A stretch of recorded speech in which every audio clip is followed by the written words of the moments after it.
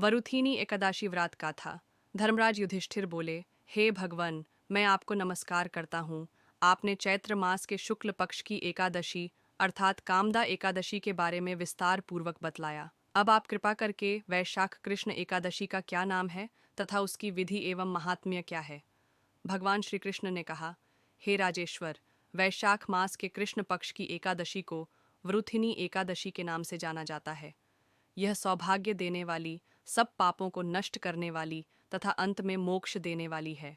इसकी महात्म्य कथा आपसे कहता हूँ। वरुथिनी एकादशी व्रत कथा। प्राचीन काल में नर्मदा नदी के तट पर मांधाता नामक राजा राज्य करते थे। वह अत्यंत दानशील तथा तपस्वी थे। एक दिन जब वह जंगल में तपस्या कर रहे थे, तभी न जाने कहाँ से एक जंगली भालू आया और राजा का पैर चबाने लगा। राजा पूर्ववत अपनी तपस्या में लीन रहे। कुछ देर बाद पैर चबाते चबाते भालू राजा को घसीटकर पास के जंगल में ले गया।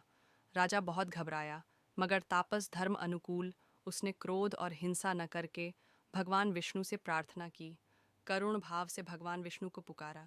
उसकी पुकार सुनकर भगवान श्री हरि विष्णु प्रकट हुए और उन्होंने चक्र से भालू को मार डाला। राजा का पैर भालू पहले ही खा चुका था। इससे राजा बहुत ही शोकाकुल हुए। उन्हें दुखी देखकर भगवान विष्णु बोले, हे वत्स, शोक मत करो। तुम मथुरा जाओ और वरुथिनी एकादशी का व्रत रखकर मेरी वराह अवतार मूर्ति की पूजा करो। उसके प्रभाव से पुण्य, सुदृढ़ अंगों वाले हो जाओगे। इस भालू ने तुम्हें जो काटा है, यह तुम्हारे पूर्व जन्म का अपराध था। भगवान की आज्ञा मानकर राजा मांधाता ने मथुरा जाकर श्रद्धापूर्वक वरुथिनी एकादशी का व्रत किया। इसके प्रभाव से राजा शीघ्र ही पूर्ण, सुंदर और संपूर्ण अंगों वाला हो गया। इसी एकादशी के प्रभाव से राजा मांधाता स्वर्ग गए थे।